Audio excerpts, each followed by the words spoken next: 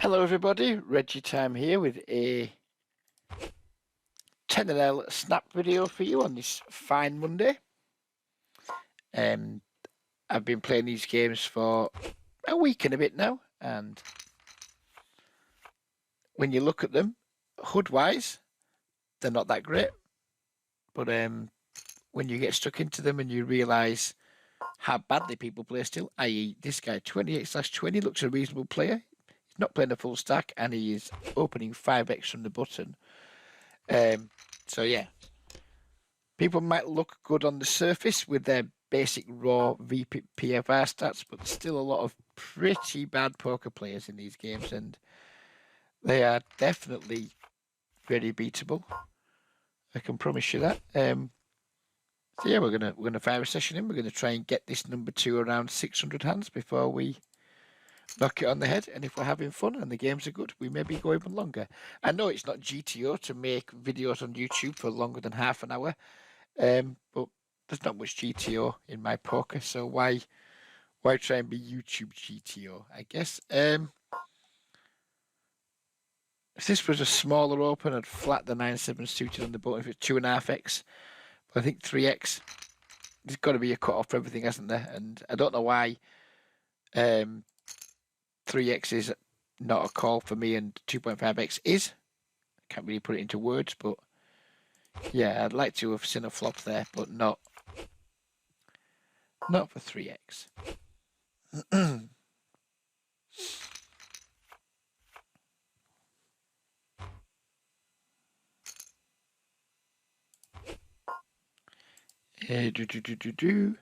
Again, if this was a smaller open, I would call, but because he's gone to 3x, I think 3 betting's better than just calling here. He flats, we flop. Interestingly, I think we're going to start with the bet, even though we have showdown value.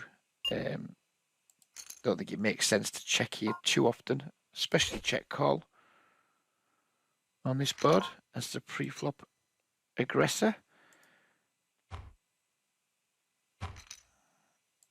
Torn between double barreling or just giving up here. If we check, we can't really call because I don't think he's going to value bet worse. If we check here, is he going to value bet Queen Jack? No, of course not. I'm worried that he can have pocket queens here that isn't going to fold if we bet. Yeah, I think it's just a give up spot.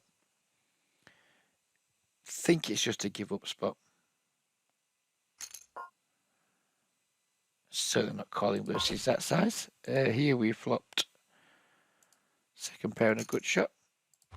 Why is my stack not chopping up? Good, it has. Then we're going to value bet our second pair again, pretty small here. And then check back rivers.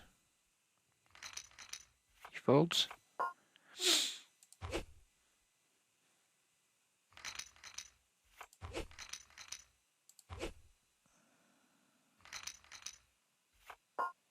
Sure about that ace jack. I think if we're just going to give up and check turn, check fold turn, maybe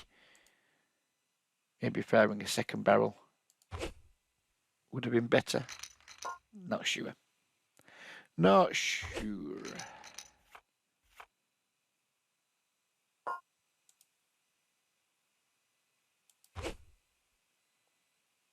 Continue trying to tag plays as we go. Now we're starting to get 3 figures on lots of players. Some of these tags will change as time passes, but someone who's playing these stats over this hand sample probably isn't going to change too much. 17/5. They're not also going to turn into a 22/18 in the next few hundred hands. I'm going to bet our second pair here versus the limp and then the check.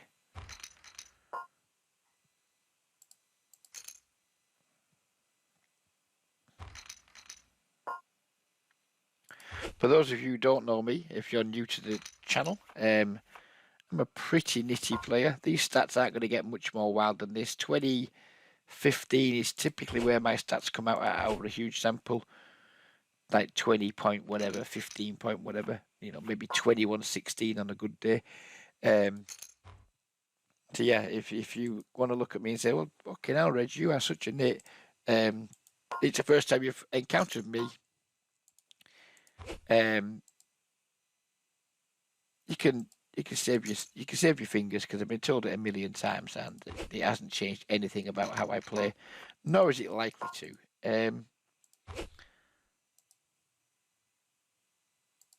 We're going to 3-bet here. I mean, if he has the Jack 10, then tough shit for us. But there's so many hands he's going to want to continue with.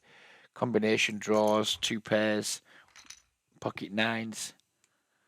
He shouldn't really be check raising this board with a very high frequency. It makes no sense for him to want to check raise this board. It makes no sense whatsoever. I mean, he just shouldn't. He doesn't have sets of kings, doesn't have sets of queens. Going to bet pretty small here and set up river shoves. Although I think he's going to probably check fold a lot on that 9. Yep. Don't like his raise there. Pretty hard for him to have a strong value hand. And when it's pretty hard for you to have a strong value hand,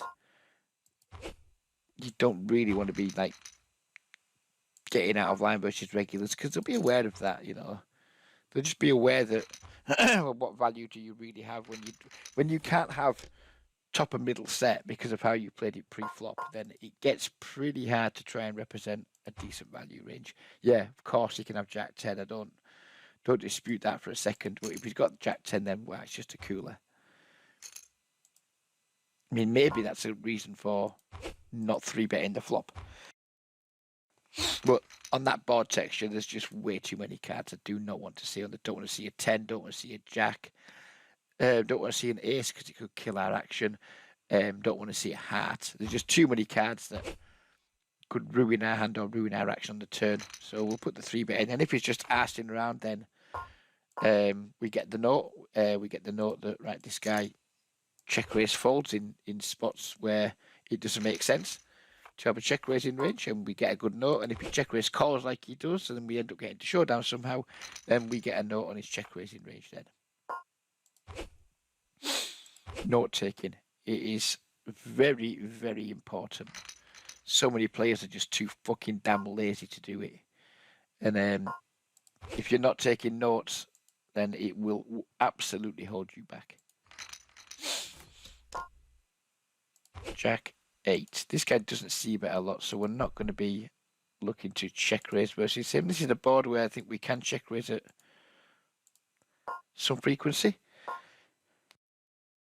With our 2 overs, backdoor flush draw, and it not being a particularly good board for the buttons open range. But versus someone who doesn't see bet very much, I'm not going to check raise. And versus someone who doesn't see bet very much, I'm not going to probe too many turns, because they're just going to be that checking it ace high back and calling a lot, and maybe checking pocket pairs back, calling a lot. So yeah, if that turn was a spade or a jack or an 8, or yeah, probably just a spade, a jack or an 8, then I would lead. When it doesn't improve us in some way against someone with such a low flop c-bet, I'm just going to be like, right, fine, okay, this one hasn't worked out. Let's not try and bluff somebody who's going to have a stronger range than many for checking back flops. Okay, easy call here against the tiny 3-bet. Let's hope he doesn't go crazy post-flop. We're going to try and get this to showdown. Maybe try and get some thin value on a later street. Not doing it now because a lot of these fish love to 3-bet small and then pop the big check raise in. I wouldn't be surprised to see a large bet here on the turn. If he doesn't bet large, then I think we just have the best hand. I see it so often where they check flop. They probably try to get a check raise in. When that doesn't happen, then they just like pot the turn.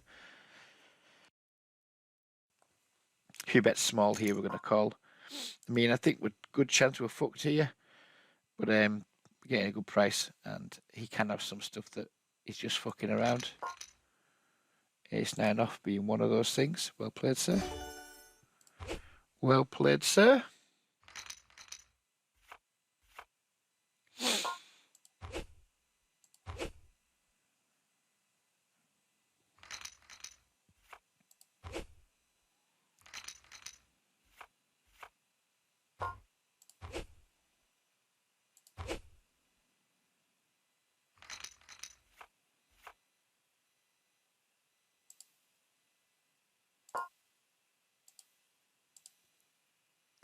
I normally don't like seeing lots of like red and orange at my tables, but as I spoke earlier in the video, that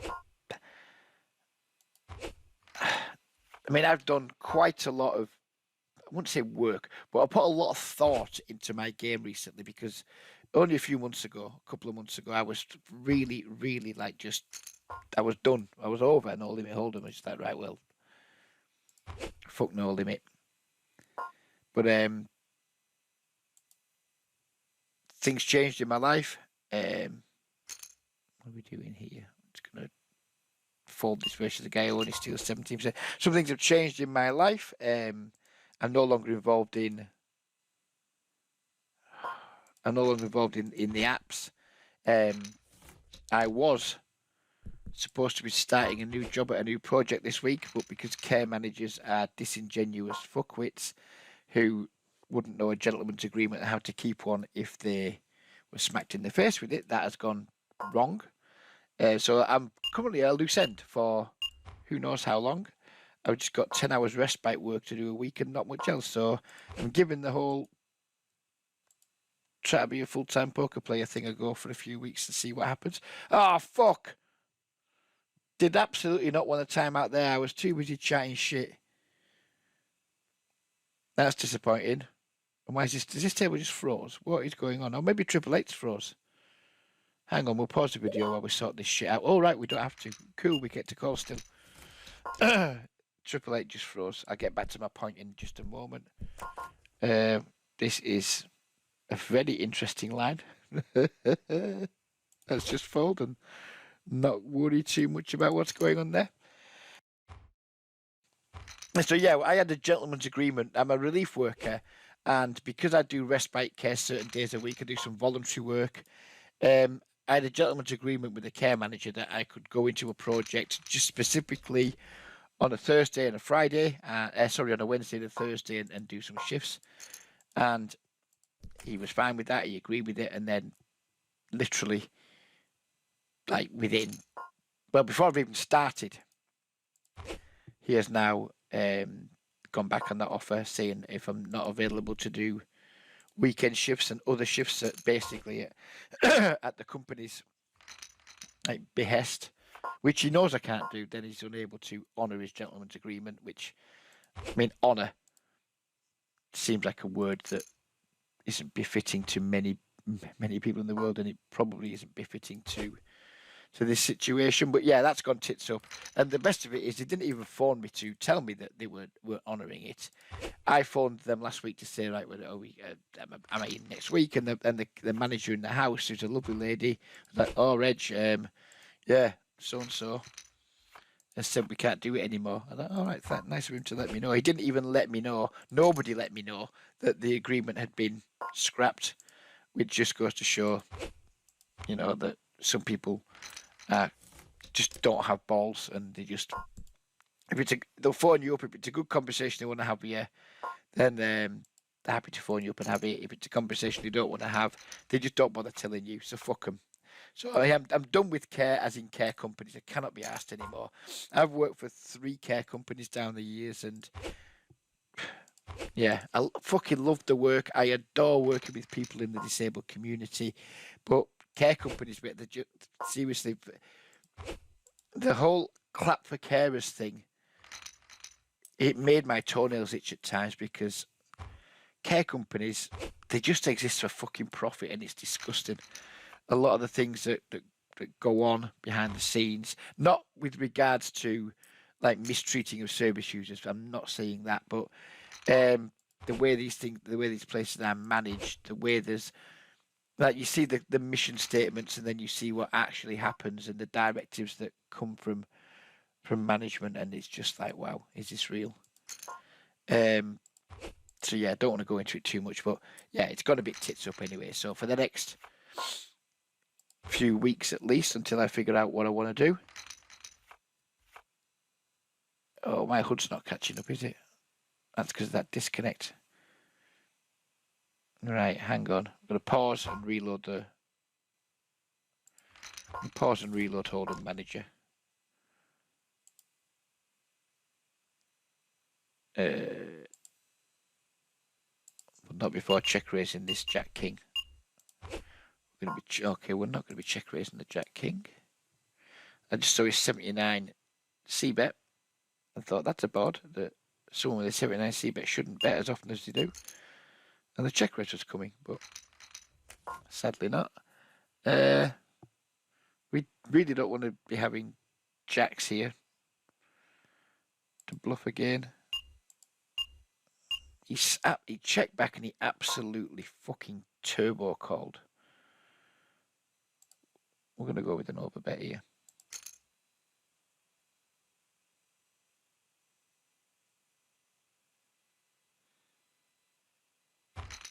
Happy days. Right. Let's fix this fucking HUD.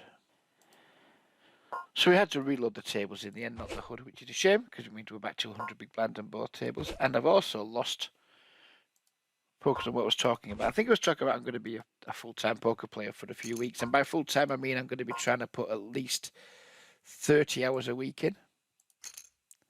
Shouldn't be too difficult for me. That's what, like 4 and a bit hours per day. 2 hours or so in the morning, 3 hours or so in the evening. Seems reasonable, and maybe not 7 days a week, but probably close to. So I mean, 30 hours a week is the minimum.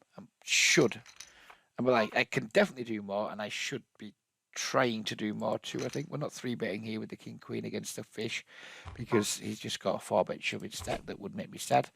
If we had a deeper stack, then we would absolutely be 3-betting to try and isolate him. Then we have this guy who looks like he could be on the crazy side. But King Queen Os just a miserable hand to defend 3-bets with, in my opinion. So we won't do it. Yeah, full-time poker player, that's me. That's me for the next few weeks. But permission off the wife, she's signed off. She's disgusted with the way the care company have handled themselves during the last couple of weeks. And she's like, yeah, just fuck them off and resign. I'm not going to resign because I know for a fact that the manager who fucked me over on the gentleman's agreement has got plans for me to go and work in a different project with a particularly challenging individual. And I'm going to let him get his plans in place to do that. And then I'm going to turn the opportunity down. Spiteful, vindictive, and childish of me. All of those things, but I'm capable of being a spiteful, vindictive, and childish person. What are we going to do with 2 queens here? I don't think we're going to 4-bet them. I think we're going to call and we're going to play some post flop. Probably not going to play too much post flop on that flop. 3-betting aces. Probably need to check call once here, especially with the Queen of Clubs, and then give up turns. I think that's going to be my line.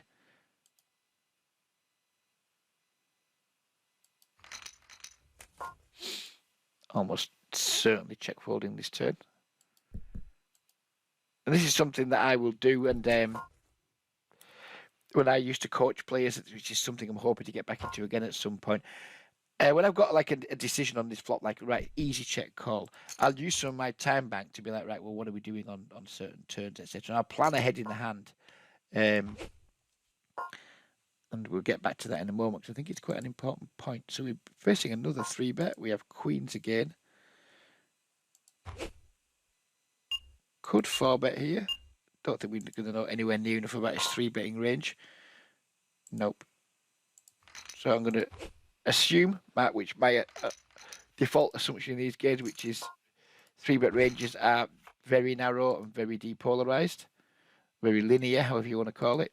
So I think getting 4-betting queens pre there doesn't get as much good news, but that doesn't necessarily mean we're just going to fold it.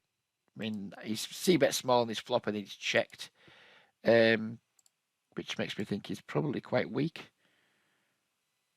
I'm going to bet a size that makes him uncomfortable with stuff like ace-king. I mean, he probably doesn't want to fold ace-king for this sort of price.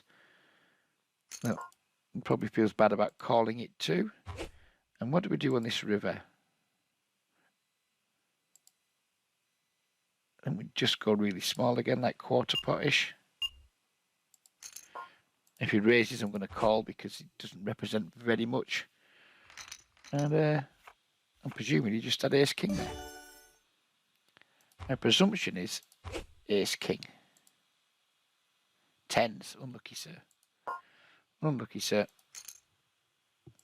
So yeah, forward planning. I think it's when I talk to people and they'll be like, right, they have a decision on a particular street that is very easy. And I'd be like, right, what was your plans for if the turn was this or the turn was that? Or what was your plans if you raised? And they're like, oh, I don't know. I don't know. I don't know. That isn't good. You know, a lot of the time in poker, you have a pretty easy decision on one street. Like, fine. Dead easy C-bet here. It's a good board for our raise. Blah, blah, blah. Ace high, easy C-bet. And then my plan for the rest of the hand is just give the fuck up if we get called. Which is a pretty easy hand to play. But sometimes it's not that easy. Sometimes you're out of position in a 3-bet pot and you've flopped, you know, the mediocre hand that's got showdown value. So you need to be thinking, right, okay, I want to try and get this to showdown. What am I going to do if he bets this size? What am I going to do if he bets that size? What am I going to do if this card comes or that card comes? And it's just not something that, as far as I could tell, most people who come my way do. And I think it's pretty bad. I think you want to be doing shit like that. We're not c-betting this flop. We have no backdoor equity apart from a backdoor straight draw. And against a fish, it's a board that I don't expect to get a ton of folds on. Here we have the 2 kings in a 3-bet pot. We are going to kick off with a small bet and hope he fucks off, to be honest. But it's just a board that we just need to mandatory c-bet. He called very quickly. Question is, can we still get value on a small bet? Can we still get value on a small bet here? I'm going to go like 12.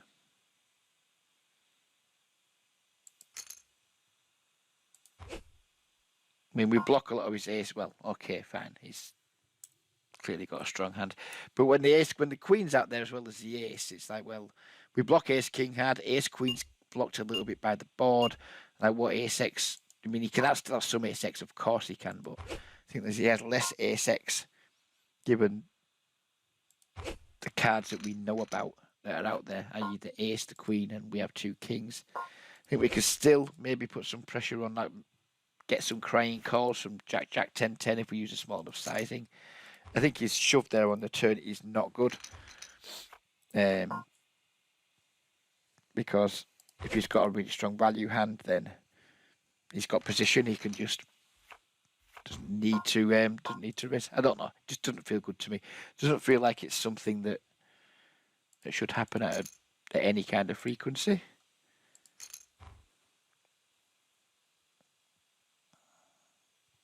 This guy, I've got quite a bit of history with him, and we're 3-betting him here because so far he looks like he just doesn't have any clue about position. If we look at, it's gone now. Well, basically, it's still there. Good. Oh no, he's gone now. If we find him again, we'll pull his stats up and we'll talk about why I think he's a bad regular and why I'm happy to 3-bet him. So here he is here again, and we're going to look at this. 21, 19, 28, 28. Like, by position, his pre-flop raise percentage almost never changes, which tells me he's completely positionally unaware.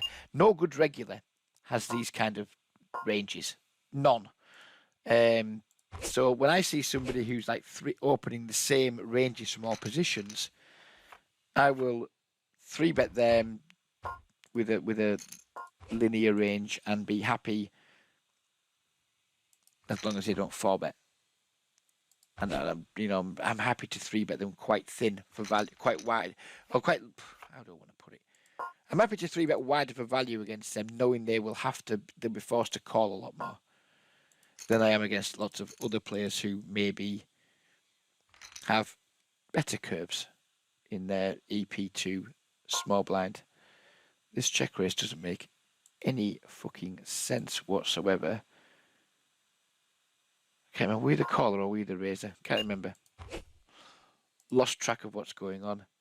Here we have a very easy 4-bet with the ace king. And we shall not be folding to a jam. We won't love it. We'll anything but loving it. But we won't be folding to a shove. We'll just have to call it off. This guy looks like the typical kind of like reg we see in these games. Pre-flop warrior, knows his ranges. Bang! Look at me, I've read a range chart. I know what hands to open. I know I need to 3-bet a bit, and then post-flop kind of falls apart a little bit. This hand's going to be really easy for us to play now. It's a 4-bet pot. We have top pair, top kicker. We just try and get all the money in. That's it. That is our job here.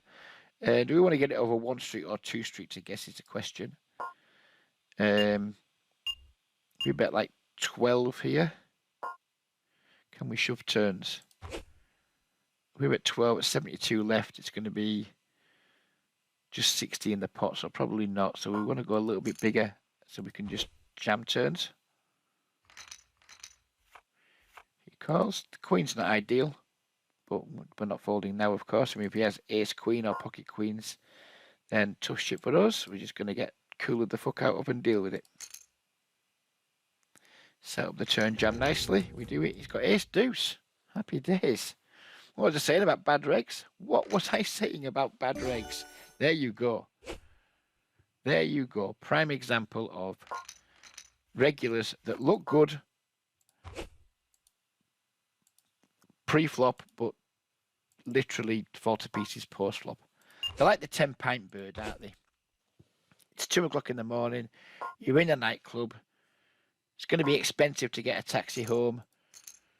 And then there's a bird crying on the edge of the fucking dance floor. And you think, oh, she looks quite pretty. What a shame, you know, she's crying. Let's go and keep her company. Before you know it, you're gazing into each other's eyes over a fucking stinking kebab. And you're thinking, oh, I like this girl. She's really nice. She's really pretty. You get back to her house. You knock her back doors in. You wake up in the morning. And it's like you fucking slept with Shrek. That's what a lot of these regs are. That's exactly what a lot of these regs are. They look the business. They look really good pre-flop. And then post-flop, you find out they're just a steaming pile of dog shit.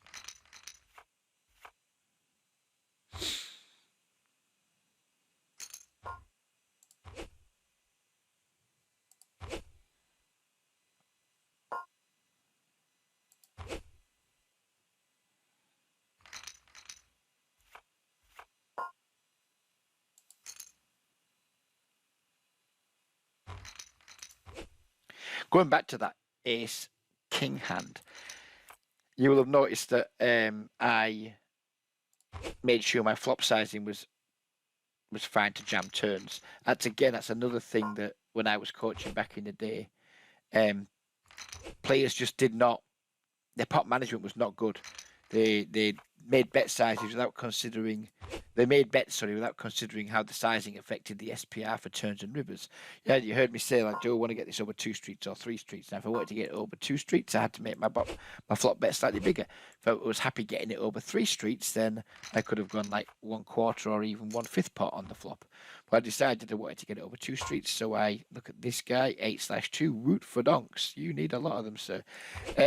So I decided I wanted to try and get the money over 2 streets, so I sized up just slightly, just a subtle change, but it left us with like less than pot on the turn. Too often I'll see people like leave themselves with like weird turn SPRs or weird river SPRs because they just haven't sized appropriately earlier in the hand. They haven't managed to get the pot to the size they want to get the pot to achieve whatever they want. It's like sometimes people will want to bluff rivers, but they'll leave themselves in a spot where they've only got 40% pot left on the river, which means that their river bluff is not very likely to work. Whereas if you want to like set up to have some bluffs on rivers, then you want to be betting smaller on earlier streets, A, to keep your opponent in with a wider range, and B, to leave a larger bet so we can have more fold equity on our river bluffs. If we bet relatively big twice, leave ourselves 40% pot for river and shove as a bluff, it's not going to work very well because our larger bets have already folded out quite a lot of the hands where we want our opponent to have to be able to bluff them off. So our larger bets have like manipulated his range into being something we don't really have much chance of bluffing using 40% pot anyway.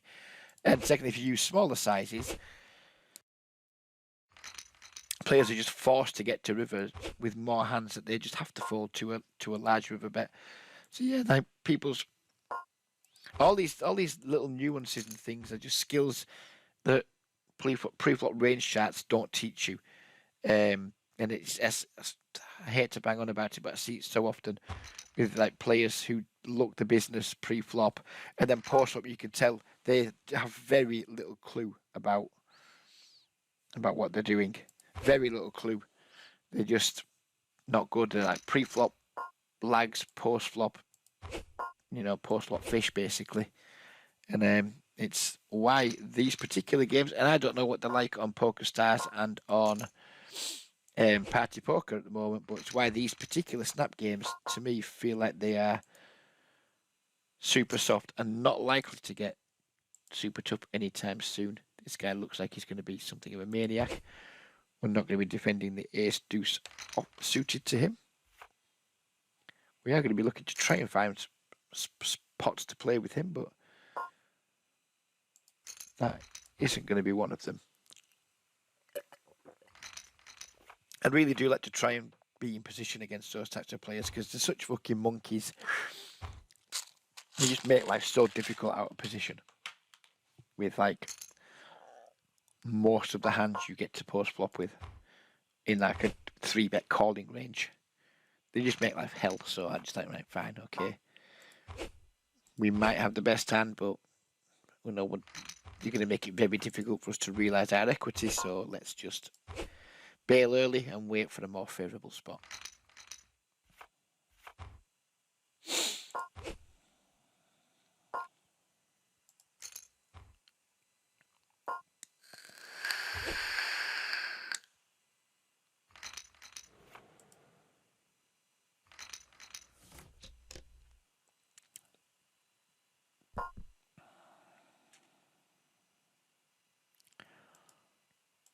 Not a good flop for our range. Against a regular, I would check back here with a very high frequency. But against fish, we're just going to bet for value. Like when I started on the comeback trail, I was c-bet. I was checking back that board versus all players. Now I'm kind of c-betting for value against fish and against regulars who I think have a reasonable understanding of how ranges interact with boards. I'm going to have more check back so I can A, not get check raises often, and B, protect my checking back range against players who will attack a lot of turn checkbacks. A lot of flop checkbacks, sorry. So yeah, I think I'm getting better and better by the day. I'm talking to lots of people, I'm reviewing hands with lots of people, I'm taking lots of opinions in. I think I'm improving very quickly. Some of the things I was doing this time last week, I'm no longer doing. And I think I'm getting better all the time.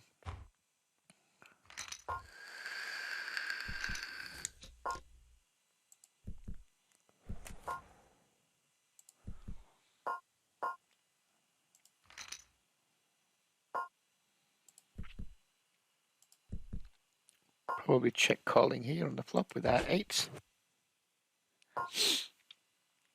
Probably check calling the turn with our 8s.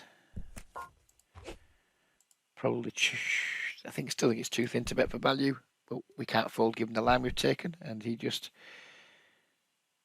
made life very easy for us with, I'm presuming, a king high or something like that. Yep, king high.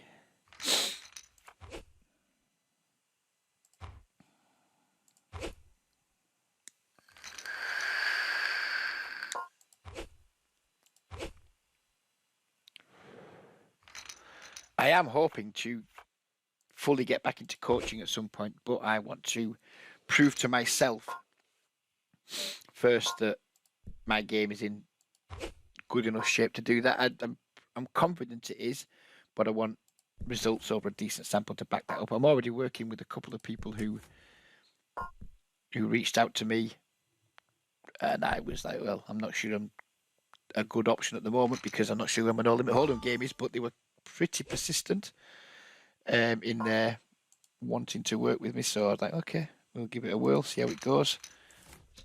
And it's going really well. But I don't think it's a good time to do it just yet. As in, get out there and advertise myself, because the internet is a pretty toxic place. I've totally butchered this fucking hand. Now I'm just going to give up with it because I was talking about something else. Yeah, I am hoping. I'm willing to. If somebody is like, I like what you do, Reggie, I like the way you talk, I think you're a good guy, blah, blah. If you are out there and you're thinking, fuck it, I am willing to do some coaching with people as of right now, at a reduced rate, and I just charge less because I don't think I'm in a position to charge my old rates at the moment. I'm hoping to get back to doing that. But yeah, if you're at the moment, if you're watching these videos and think, I wouldn't mind a session with Reggie, or, have a little 5-hour session, I think you'll find my pricing is going to be very reasonable for the time being. So yeah, get in touch. I'd be happy to hear from you.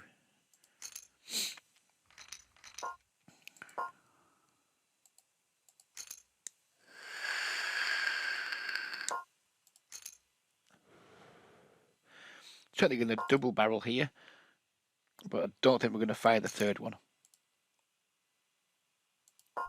Now we're going to fire the third one because we've hit. Now it's just a question of sizing. We want to go pretty big because when we fire 3 barrels, we are going to be pretty polarized with the third barrel. So we're going big. No folding this if he raises second nuts.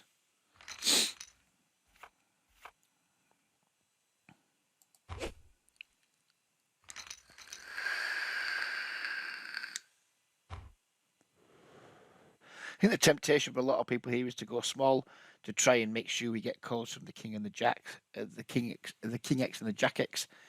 But I think like when we're triple barreling, it's a pretty polarizing thing to do. So if you're going to be taking a pretty polarized line, then you don't want to be having small sizes in those spots. Do we want to squeeze here?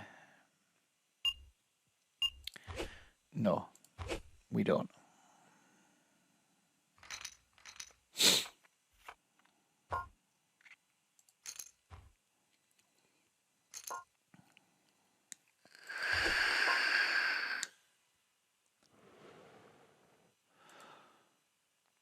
Don't like the situation, but we're getting too good a price pre-flop to want to fold, and now we're just going to check fold. I really don't like these 6x3 bets versus the min raise. I think it's poor sizing.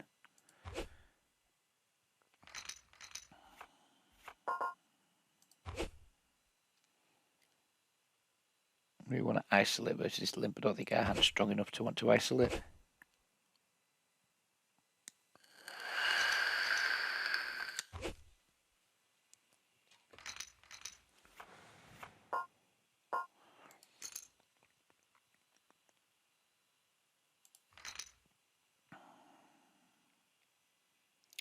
What we see betting this board multi-way, we've been squeezed here from the small blind. Don't love it. Do we know much about his small blind squeezing range, 3-betting range? It's not super wide, 7%. Don't love it, but I think we probably need to call and try and negotiate post-flop. I hate set manning 3-bet pots, but I will do it in position sometimes. And this is one of those times. Sadly, we're going to have a crying call on the flop unless he bets big. If he bets like 1/3 pot or smaller, that we don't have to. I mean, that's a pretty bad sizing from him there. Makes it really easy for us. I mean, fine, he might be bluffing us with ace queen or whatever. But I think he makes life much tougher for us there if he just uses like 1/3, 1/4 pot. Versus that size, it was easy.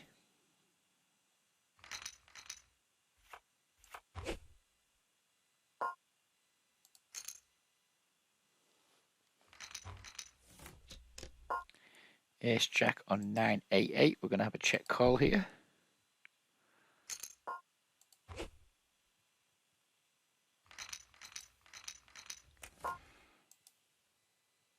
I think we're going to have a check call again.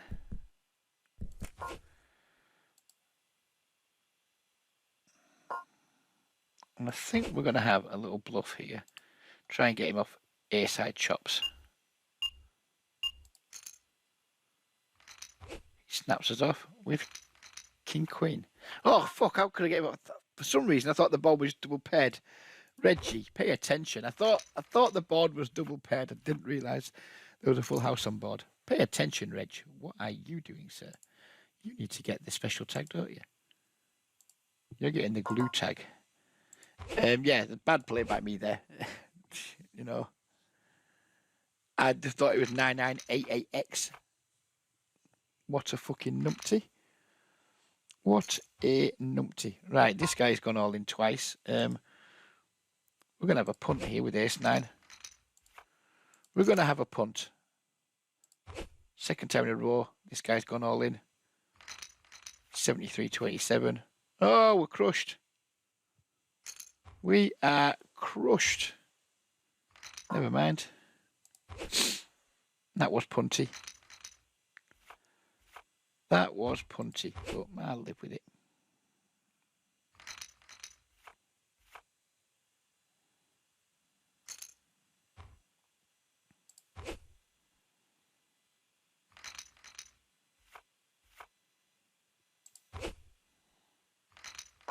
I think maybe, given that there was two people to act behind us, that was especially punty. But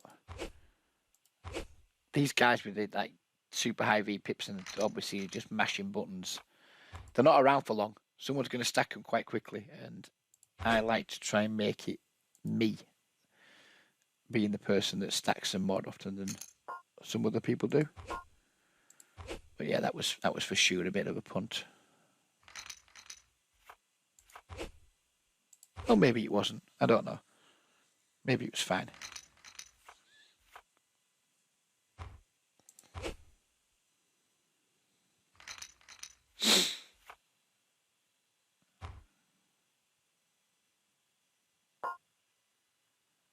Where are all these all-ins coming from? Everyone's going all in all over the fucking place.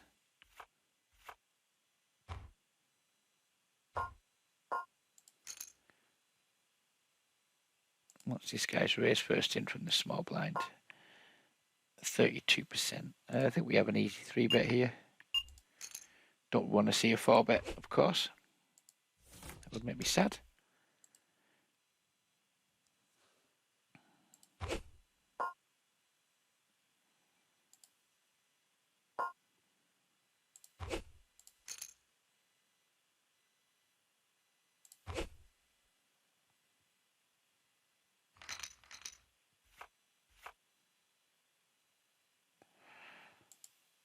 I'm going to check back on this jack because theoretically, when the middle card pairs, I'm not sure it's applicable in 3-bet pots, but theoretically, when the middle card pairs, it's usually better for this guy's range than it is our range. We have a very easy raise here against our friendly maniac. He might be about to get another stack from us.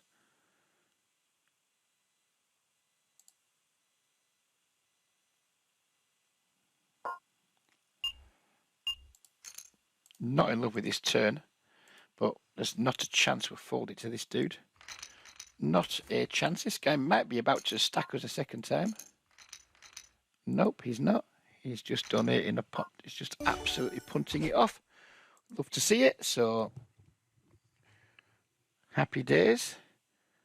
Don't know what happened with that ace jack hand. Did he just fold? I wasn't even watching. It's difficult to get called there. He's just not going to have much of a hand. It's either going to call and we're going to, or jam and we're going to chop, or he's just going to fold. I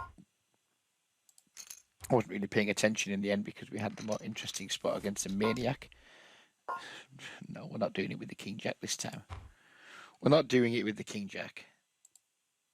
I'm going to see bet our open ender though against someone who looks like they might be a fish. I think we are going to barrel the turn and just hope he doesn't raise, because if he does we have to fold and that'll be sad. And we river what to all intents and purposes is the nuts.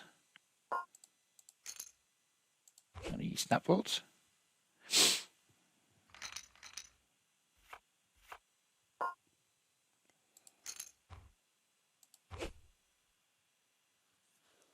think hold on man, it feels like it's my computer's lagging a little bit, and I think I just paid for the Holder Manager license. I was on the free license on the 14-day trial, and it came with NoteCaddy, and I suspect that NoteCaddy's doing its thing in the background here and adding all the notes. I'm very unlikely to use that, but I suspect that's what it's doing because I can just tell my computer is struggling just a little bit. Is it doing its thing? I don't know. It used to tell you on Holder Manager 2, it would tell you when it was doing that, but who knows? Maybe I've just watched too much pornography.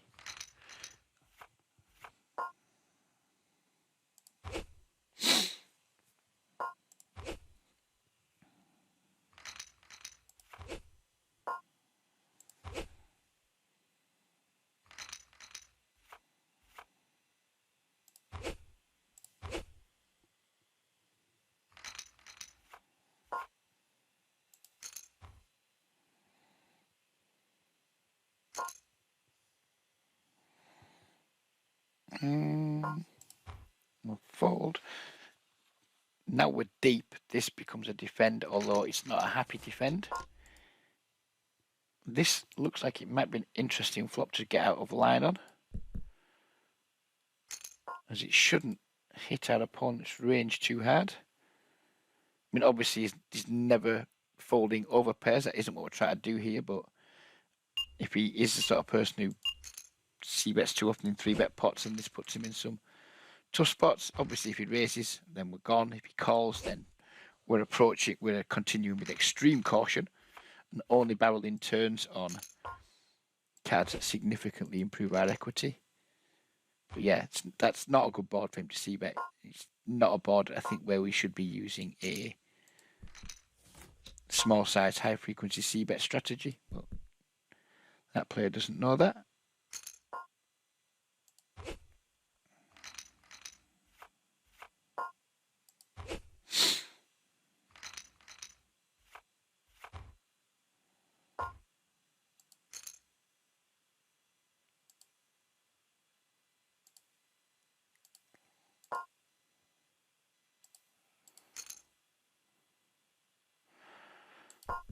Multi-way, no pair, no draw.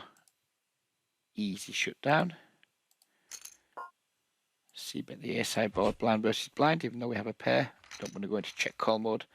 Don't think it's going to be a good strategy. I think just c-betting range there is decent even against a fish. And when he calls, then we're not going to be putting any more money in the pot. Don't expect the c-bet to work too highly. But we're going to take a stab anyway. He calls. Again, no pair, no draw. That flop was very much a one and done. Not going to be putting any more money in. Maybe if he bets small enough here, we do.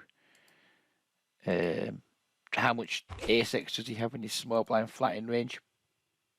Shouldn't have a lot, but given that he has a very low 3-bet, he can have a lot more ace-x. But I think we probably need to pay this off. He does have an ace. Fair play. And then he throws something at me, which is absolutely marvellous. And he shouldn't be a red tag. He should absolutely be an orange tag. And we'll re-tag him next time. Here he is now. So let's change him to orange. We're not going to be 3-betting versus his early position open, I don't think.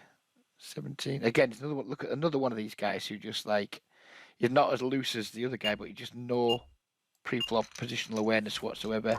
Clearly just has hands that he likes and then just opens them from all positions. It's not good. It's really not good poker. We have a good shot here, but it's monotone, and I think that guy is pretty face up.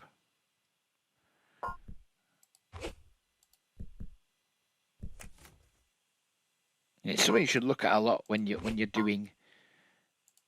like viewing your opponents. Figure out who the good regulars are and who the bad regulars are. And you can do that pretty effectively by seeing how they're building their ranges from various positions. Hopefully we'll try and see what Lulu's up to. 16, 15 to 87. Again, another one. I mean, we are dealing with small samples here, so some of these guys might end up being better than they look on first glance. I'm not going to check Ritter out because it's a short stacker and I refuse to accept their existence. Den Shark. Let's have a look at what you're doing positionally. 18 to 87. There's just loads of them. I mean, so these guys probably haven't even looked at range charts, because if they had looked at range charts, then they wouldn't know to like open progressively more hands the closer they get to the button. This min donk makes no sense whatsoever. If he's setting me up for a min donk 3-bet, good for him. He's just going to win some money, but it doesn't make a lot of sense to have like a min donk in range here. I mean, he could be setting me up good and proper here. Just refusing to accept this line is a thing.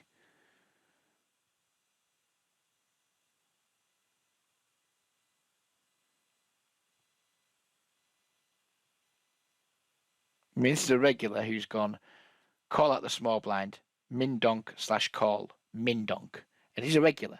You know, the guy's playing 23-17. He's in these games every single day. And even if he wins this hand, fuck his line. Is the site pausing again? Is it freezing again? Oh, we just got two guys in the tank. Two separate tables. No, he just folds. No idea what you're doing there, Den Shark. Yeah. Literally no idea what you were doing there.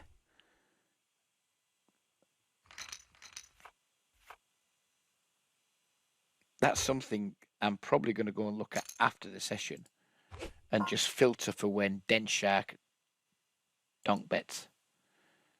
Let the ace jack go from the small blind versus that. We just bluffed him in a pot, or we just put him in a spot that he was clearly uncomfortable with. I don't really want to 3-bet him with a marginal hand. The very next hand. Right, so multi-way, 2 queens. This is tough. This is a tougher spot. We'll start with check. This guy should not be green tagged.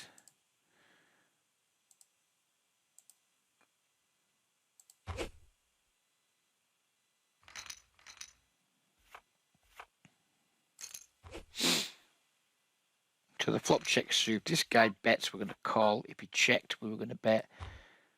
When he leads into 3 people here, I think he's probably quite strong. But our hand is a little bit under-repped, and then everybody calls, so we're dead. We are stone dead in this hand, and everyone folded to his turn pot. That was a weird hand. Everyone checked the flop, then everyone had enough to call the turn. Bit weird.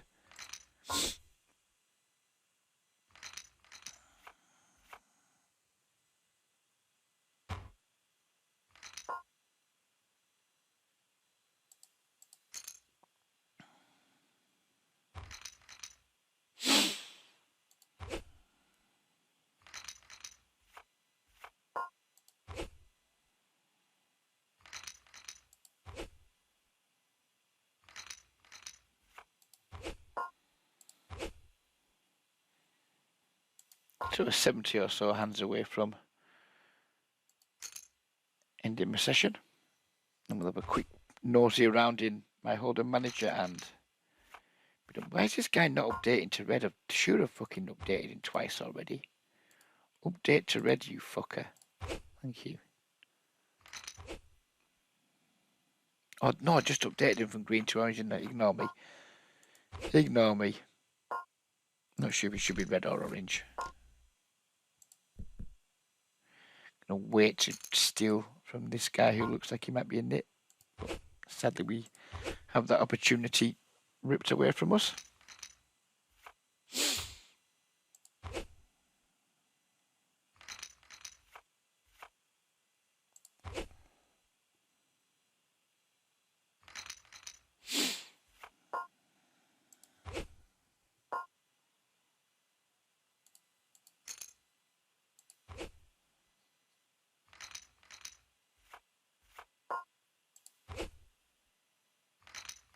Tip hold here with the ace 8. even though we're deep, and not putting 18 big blinds in pre-flop with the ace and the 8. It's not on my to-do list. Not today, not tomorrow, and probably not next year. Oh, just open folded the 7s like a fuckwit because I was too busy thinking, ooh, we have aces. Oh, we have aces, and then there's all kinds of action. And we're going to look so strong here when we cut. Wow, wow, wow. Wow, wow, wow, wow, wow. And we're just all in, aren't we? Just contemplating slow playing, but we're just all in because Goodwin's almost never folding here. I was contemplating just calling there, but that would be moronic.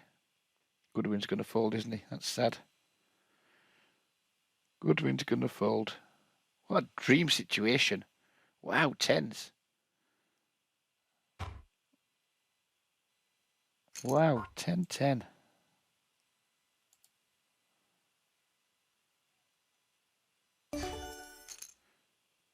He had the 10 and the 10, honey. We have a top set, which is delightful. Fuck me, we're running good.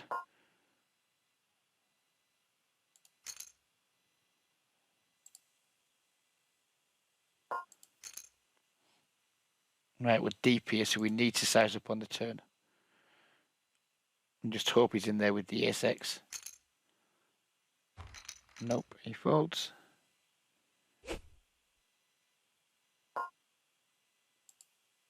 Truly dreadful flop.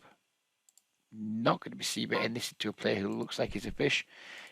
And then he bombs, and we're just going to have to sadly fold. He throws me a trophy, though, which is very nice of him.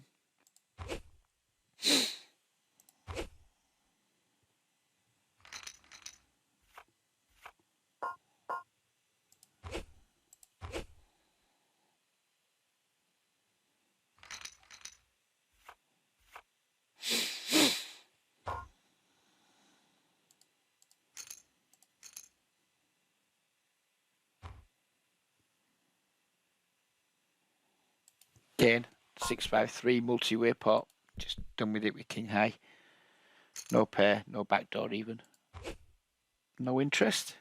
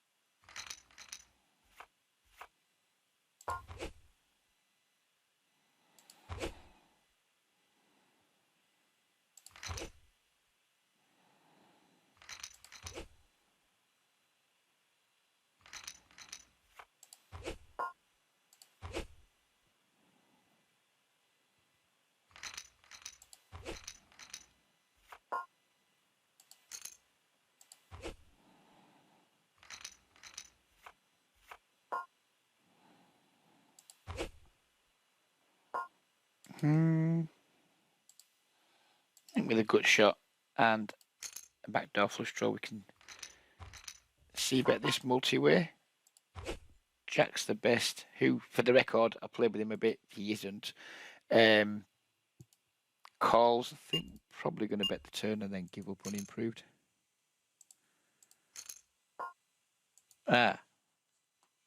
Interesting river. We block Jack Queen. Don't think he has ace king. He can have a lot of stuff like king queen, etc. Going to just block this. I think it's better than check calling. We'll give an assist to Craig, who did a video with yesterday for that one, because that's a spot where I would maybe in the past have gone with a check, but I've seen the benefit of going with the small blocker bet instead. And even though he snap folded, I still think it's a better line.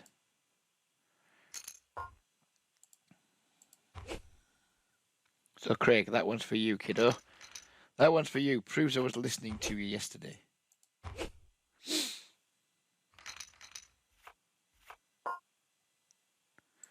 Right, this guy's got a green tag. I mean, a lot of these red tags are based purely on pre-flop stats because, as you've seen already, there's a big drop-off between people's pre-flop ability and post-flop ability. But if anyone's got reasonable pre-flop stats, then I'm just tagging them as red for the time being, and we'll adjust accordingly down the line. Here's another guy we've got a reasonable sample on. So this guy's doing a little bit better, but still, again, small sample size, but not looking wonderful. And we'll touch on that at the end of the video. We'll go and look at my stats by position, and lots of you are going to say, yeah, you're too tight, Reggie, but you will at least see what I'm talking about in terms of like having a good curve from early position to button in terms of like the amount of hands that you're raising.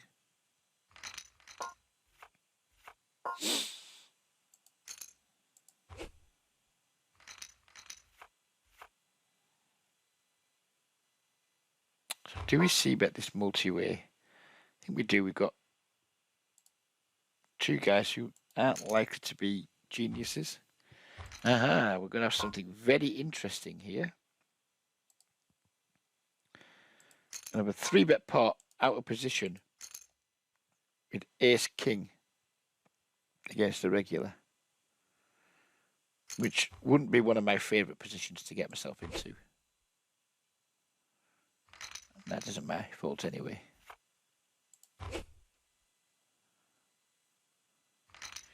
Okay, so we're going to be sitting out in a moment. We're going to be up to 600 hands. It's been a good session. I've enjoyed it. I think it's been some good content. Hope you guys have enjoyed it too.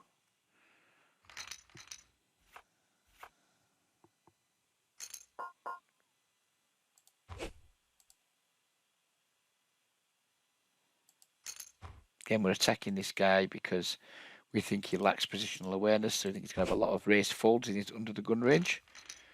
He does call.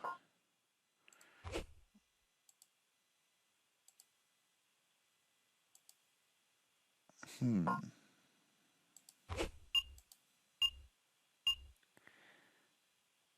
not going to see bet this board. We probably are going to call this turn. No, he's going to be a free one. We're just going to keep checking back. The reason I'm not c-betting and barreling here is because I think he's going to have a lot of like pocket pairs in his range that we'd have to fire multiple clips to get him off. And maybe he doesn't get off them, especially if he's, like flop sets and things, of course, which I think he's going to do a decent, but not a decent amount of time, but he's going to have a few sets. And I think we're just going to fold here and not be too concerned.